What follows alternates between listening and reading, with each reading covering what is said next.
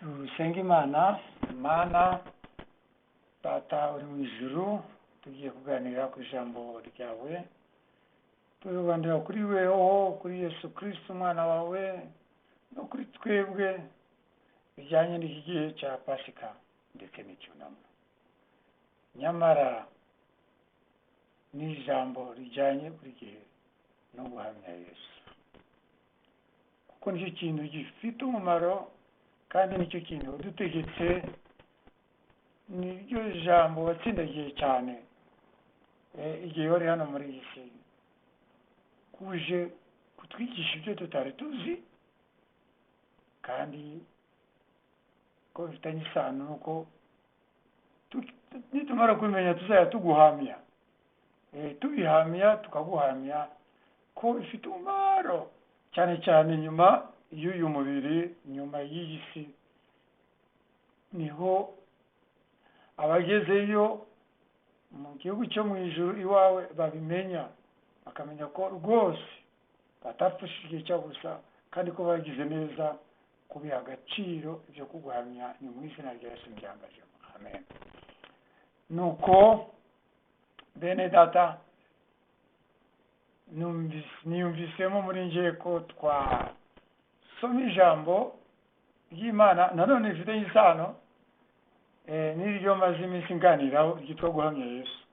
Ni mu Batesalonika ba mbere igice cya 4 umurongo wa 13 cyane cyane wa 18. Dusome mwumve namo umurongo wa 13. Abatesalonika, urwandiko Pawulo yandikiye Abatesalonika igice cya 4 umurongo wa 13. Ngo nanone kandi bavandimwe cyangwa se bene data muri Yesu Kristo, abo ari kubwira yandikiye ni Abatesalonika bemeye Yesu yababwirije we na bagenzi be, agahinduka umukiza wabo, bagahinduka abakristo nyakuri. Nibo ari kwandikira kuko bemeye ibya Yesu no guhamya Yesu. Nibo rero agiye kwandikira ijambo rigufiya cyane rivuga ngo ntidushaka ko mutamenya iby'abasinziriye. Ntidushaka ko mutamenya iby'abasinziriye, nuvuga ngo turashaka ko mumenye ibyabo rero uko bigenda. Ese bimeze biti? Ni iki mubiziho? Abasinziriye nameze gute rero? Bibiliya iratubwira ko inshinga gusinzira dushaka kwisobanura uburyo butatu, ariko hano uburyo buri kuvugwa ni ugupfa k'umubiri. Kuki byakunze kwitwa gusinzira muri Bibiliya Isezerano rya Kera ndetse n'Irishya? Ni ukubera ko iyo umuntu yinjiye mu rupfu agiye gupfa, bimwe byitwita ngo kujya muri koma, arasinzira, amera nk'umuntu ugiye mu bitotsi, agasa n'uri gusinzira. Urupfu rwe rwose, yaba ari urupfa kubera uburwayi cyangwa impanuka cyangwa gushya cyangwa inkuba cyangwa kubambwa ku musaraba, umuntu w'imbere yagiye gusohoka mu mubiri arabanza agasa n'uri gusinzira, ajya muri koma. Igice cya mbere cyo muri koma aba ari gusinzira, icya kabiri agasohoka mu mubiri. Uyu muntu w'imbere yasohotse mu mubiri. Kera Abanyarwanda mu Kinyarwanda kera bavugaga ko ahindutse umuzimu, bavuga ngo ntakiri muzima, ahindutse umuzimu. Ibyo rero sinshaka ko ari byo tuganira. Asohotsemo, nyamara biri kutubwira ngo mu Isezerano Rishya ngo asohotsemo aba muzima kurusha uko yari ari muzima. Ndetse kubera iki? Kuko ari muri Yesu Kristo. Yesu Kristo ni muzima, none nawe asohotse mu mubiri, awuvuyemo, ni muzima, arushaho kuba muzima kuko ari umwe na Yesu, afite ubumwe na Yesu, ni uwa Yesu, bahuje umwuka na Yesu. Ubwo rero ni muzima kuko Yesu ari muzima. Haleluya. Reka rero tuvuge ukuntu umuntu uri muri Yesu usohotse mu mubiri ati arabanza agasinziriza nk'uko tubivuze buri wese nubwo yaba ari isasu rimurashe, yewe nubwo yaba ari ku musaraba azize urupfu rwo ku musaraba ku giti, ari urupfu rwo ari rwose arasinzirizwa akajya muri koma, noneho agasohoka mu mubiri. ubwo rero abari muri Yesu bose mu mubiri bajyahe? Yesu yavuze ku mugaragaro kugira ngo tubimenye, kuko twari injiji. Kutaba muri Yesu, kutamenya ibyo Yesu ni ukubinjiji, ni ukubintamenya. Nuko arabivuga ku musaraba, abibwira umunyabyaha wari iburyo bwe, ahabambiwe nawe azira ibyaha bye. Amaze kumwihanaho no gutanga ubuhamya yuko amwemeye, Yesu nawe ati reka nguruhure rero nkubwire bijye kubaho. Tugiye kubana muri paradizo mu kanya gatoya, muri paradizo yo mu ijuru. Uravuze ngo urifuza ko ngwishura ubwami, nzagwishura ubwami bwanjye ninza. Ibyo biroroje, urabimenya, urawishurirwa, wageze muri paradizo mu ijuru, ni mu bwami bw'Imana. Tuzaba turi kumwe n'ubundi buzima bwiza cyane, kuruta ubwa hano ku isi inshuro miliyari na miliyari na miliyari. Ni bwiza cyane, humura, ihangane. Kuri uyu musaraba umaze kumenya no kumpamya no kwihana ibyaha byawe, urababariwe. None komera, wihangane, ndetse ugire n'umunezero ko ugiye gusohokamo ukajya mu bwami bw'Imana. Urabanziriza muri paradizo, turaba turi kumwe. Yesu ahamije ko ari bubwe arajya muri paradizo yo mu ijuru, kandi ko nuriye umaze kumwihanaho ibyaha no kumuhamya arajya muri paradizo. Rya jambo riragarutse rero. Ubu ngubu turi muri Tesalonika wa mbere igice cya 4 umurongo wa 13, ariko urabona ko tugiye muri Matayo igice cya 10 umurongo wa 30.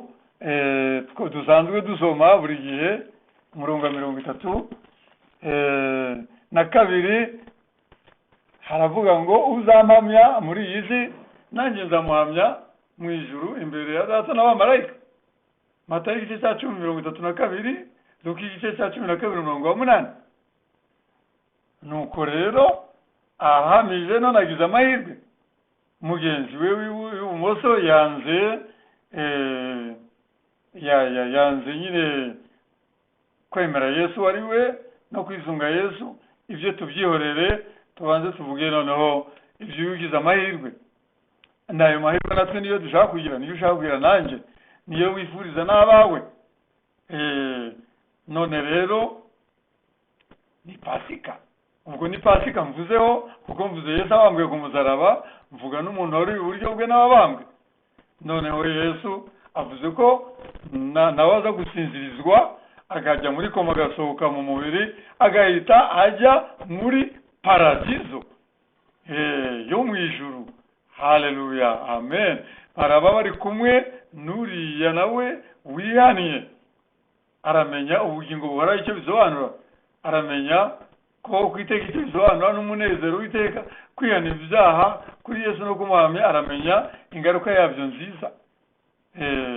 Noneho rero tuvuze kuri Matayo igice cya 10:32, Luka igice cya 12:8, kandi turi muri mu Batesalonika ba mbere igice cya 4 umurongo wa 13, ngo mukwiye kumenya iby'abasinziriye, iby'abavuye muri uyu mubiri, iby'abapfuye ku buryo bw'umubiri, bari muri Yesu Kristo. Mwa Batesalonika mwe mwakijijwe ibyaha, mwabaye aba Yesu. Ni byiza cyane iby'abantu ba Yesu bavuye muri uyu mubiri, bapfuye urupfu urwo arirwo rwose, cyane cyane bari kuzira Yesu Kristo. Uwo ni umugisha mwinshi cyane, bari kuzira Yesu Kristo. Bagiye amazina yabo Yesu arayavuga mu ijuru, aberekane, abamurikire papa we n'abamarayika, ataba n'abanje, mu munezero w'iteka ryose. Arababwiye Pawulo, mwa Batesalonika mwe ibyo ndababwira kugira ngiye kubabwira ibi by'abasinziriye rero ibyabavuye mu mubiri bari muri Yesu, amahirwe menshi baba bagize n'umunezero, kugira ngo mutagira agahinda n'ishavu, mudakomeza kuba mu gahinda n'ishavu ku bwa bene wanyu, ku bw'abavandimwe banyu bavuye muri uyu mubiri bazi Yesu, ahubwo kandi bazira Yesu. Ni ukuvuga ngo mwebwe ntimwemerewe kugira agahinda n'ishavu, ahubwo mubwire Yesu, musenge abahereza umunezero n'ibyishimo, kubera ko abo bavandimwe banyu namwe nimugira amahirwe mukihangana mukarangiza neza, muzabasanga mu bwami bwo mu ijuru, muri paradizo, mu bwami bwo mu ijuru hamwe na Yesu mu munezero w'iteka ryose. Kandi nibyo byiza kuruta umunezero hano mu isi uba ari imvange, kandi ari n'agahe gatoya, ibihe bimwe aba ari neza ibindi ari nabi. Ubwo rero Yesu iri jambo ry'Imana rivuga ngo nimwishimire bene so, mu binezererwe abavandimwe banyu bagiye bari muri Yesu, bazi Yesu, ntimukajye mubigira agahinda n'ishavu. Pasika ibabere nziza, pasika ya Yesu. Iyo tuza kumenya ibyo gusa yuko yadupfiriye ku musaraba, ariko ntitumenye ko yahise azuka akaba muzima, twari guhora turi muri gihe mu biriyo bya Yesu, turirira Yesu wadupfiriye ku musaraba azira ibyaha byacu, ariko kuko tuvuga ngo kubera ko atazutse tugahora mu kiriyo, ariko kubera ko yazutse icyo gihe akigaragariza 12 n'abandi benshi, ndetse basaga 500 bakamubona ari muzima. Bivuga ngo akomeza kuba muzima n'uyu munsi wa none ni muzima, aho ari ni muzima, iburyo bw'Imana Data muri paradizo, mu bwami bw'Imana mu ijuru ni muzima. Haleluya. Niyo mpamvu kuba Yesu ari muzima, natwe aba Yesu turi no muri uyu mubiri tuba bazima mu buryo bw'umwuka we, turi bazima mu mubiri, turi muri uyu mubiri uwa Yesu wese ari ni muzima. Bivuga ngo rero noneho iyo haje gusinzirizwa kubera impamvu y'urupfu rwe rwose, umuntu asohokamo arushaho kuba muzima inshuro nyinshi cyane, kubera ko noneho uyu mubiri wazanaga ibibazo yawuvuyemo n'ugihari, umubiri ugasigara hano ku butaka, guhamba bikaza cyangwa gutwikwa, ibyo ari byo byose, nubwo umubiri wakwandikwa ngo gasozi nta kibazo. Icy'ingenzi nuko uwari uri mu mubiri yarari muri Yesu, yagiye mu bwami bw'Imana mu munezero w'iteka ryose. Hanyuma umuntu agasangaho Yesu, n'abo mu muryango wawe, abo wakundaga bose bari muri Yesu Kristo, murabonana. Haleluya. N'abo twibwira ko tuzi bo muri Bibiliya, n'abandi benshi tutazi batavugwa mu mazina yabo, tukabana nabo mu bwami bwo mu ijuru. Nuko rero iri jambo ry'Imana rivuga ngo nukugira ngo mudakomeza kugira agahinda n'ishavu nk'uko abandi batagira ibyiringiro nk'ibi dufite, bo bafite agahinda n'ishavu. Hari abantu bakeneye gufashwa, gutabarwa, kubwirwa amagambo rwose ntazi ayo magambo yo kubatabara, kuko bagiye kwicwa n'agahinda n'ishavu, kuko batazi ababo bapfuye aho bagiye. Abo rero bakwiye kubwirwa ukuri, bakabwirwa bati niba abanyu baragiye mu bwami bw'Imana, namwe mukora ibishoboka, mwitwararike neza muri Yesu Kristo, mumumenye, kugira ngo umwuka wa Yesu abahe ibyiringiro bizima. Ni ukuvuga ko habaho ibyiringiro bitari bizima, ariko ibyo byiringiro by'ejo hazaza ni bizima, kuko umuntu ari muri Yesu, Yesu ni muzima, natwe tubaye bazima. Ubwo rero abari muri paradizo mu bwami bw'Imana bo barushijeho kuba bazima. Haleluya. Noneho rero hari abandi, ijambo ry'Imana rivuze ngo hari abandi bo badafite ibyiringiro bizima.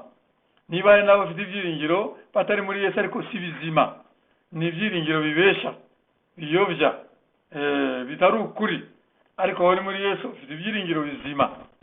Imana ishimwe cyane ko abari muri Yesu turahishiwe ibyiza cyane.